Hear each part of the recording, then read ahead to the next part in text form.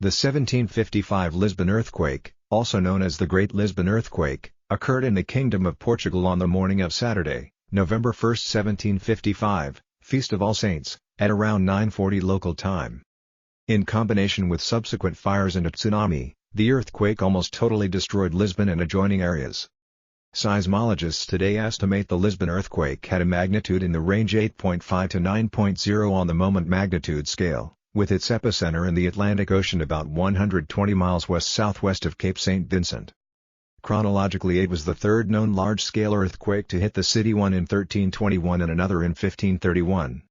Estimates place the death toll in Lisbon alone between 10,000 and 100,000 people, making it one of the deadliest earthquakes in history. The earthquake accentuated political tensions in the Kingdom of Portugal and profoundly disrupted the country's colonial ambitions.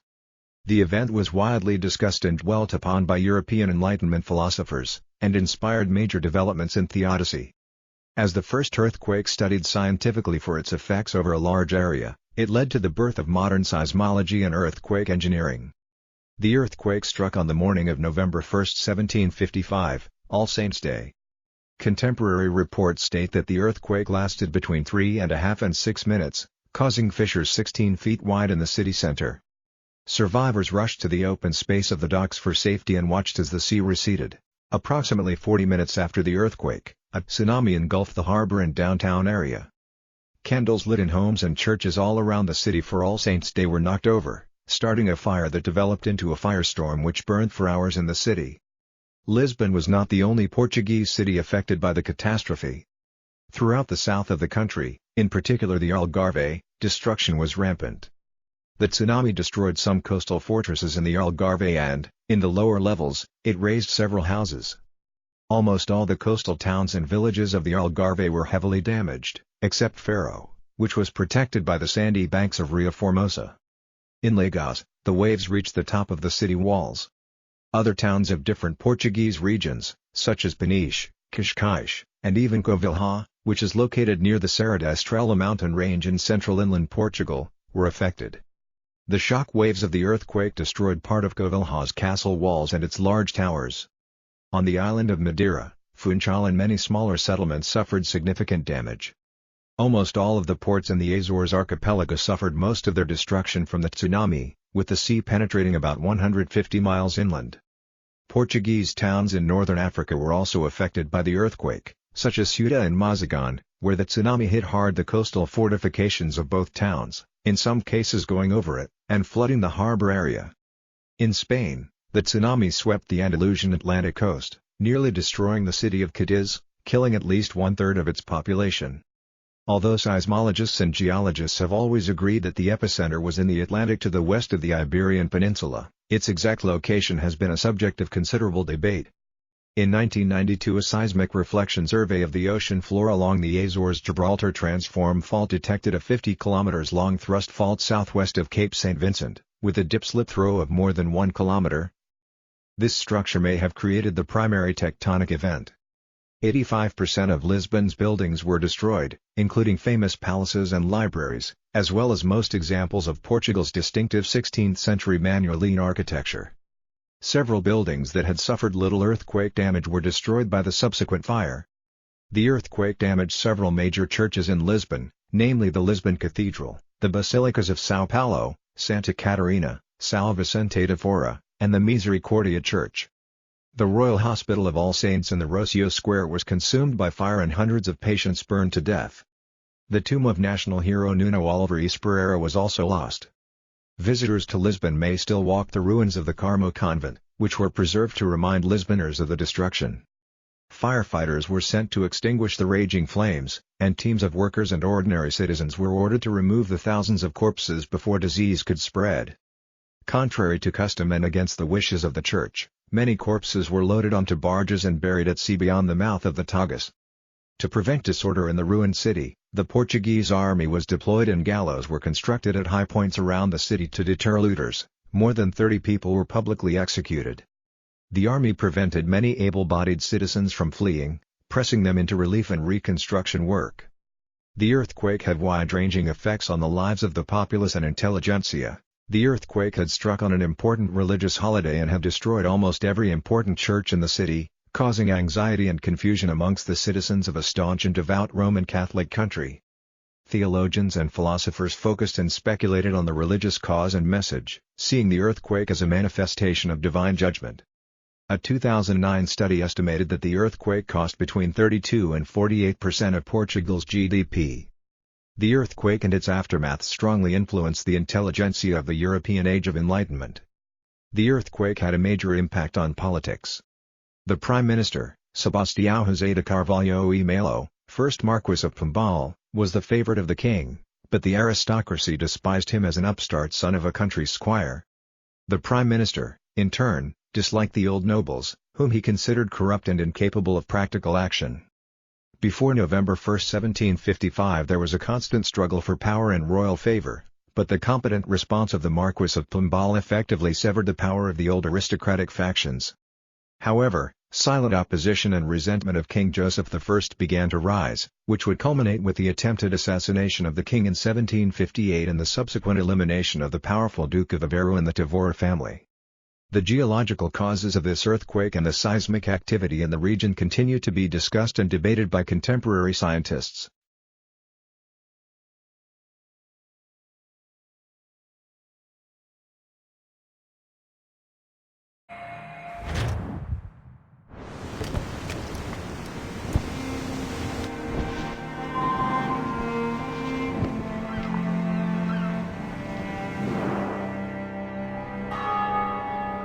Feast of All Saints. What a sight.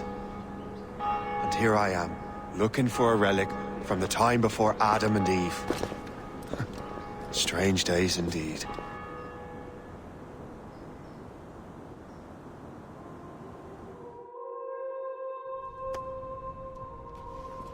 Benedictus est, Domine, Deus universi quia de tua largitate accepimus vinum, quo tibi offerimus, fructum vitis et operis manum hominum, ex quo nobis fiet votus spiritualis. In nomine Patris et Filii et Spiritus Sancti. Gloria Domini nostri Iesu Christi, et caritas Dei, et communicatio Sancti Spiritus, in cum omnibus bovis. Et Sancti Tui benedicam Filii.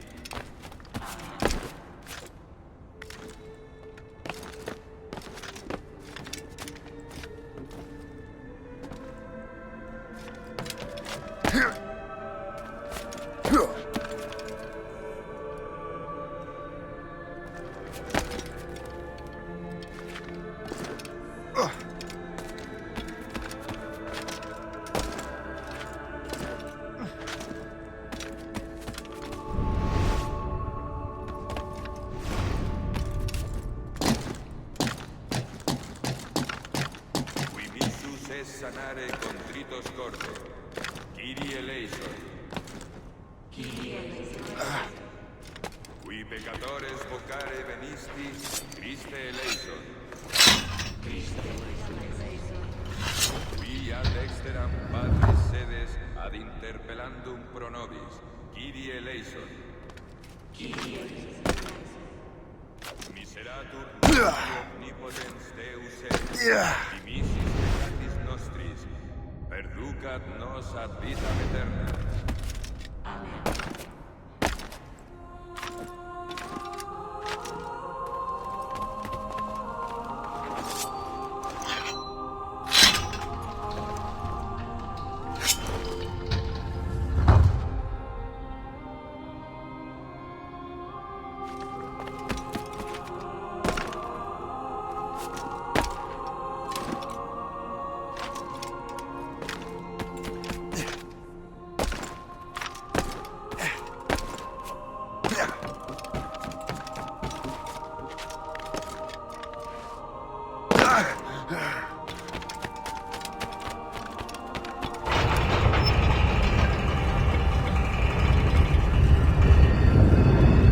This must be it.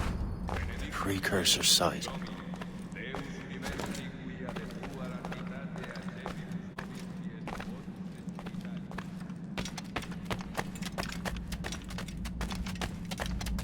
do we have here? The artifact.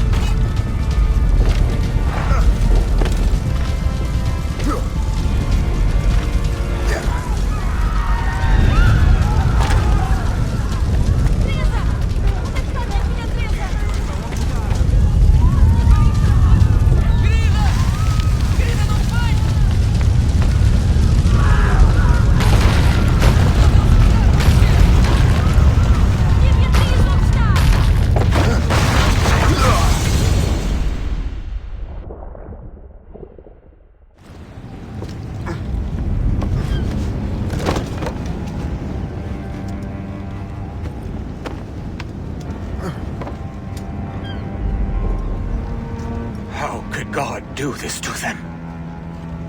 God had nothing to do with this.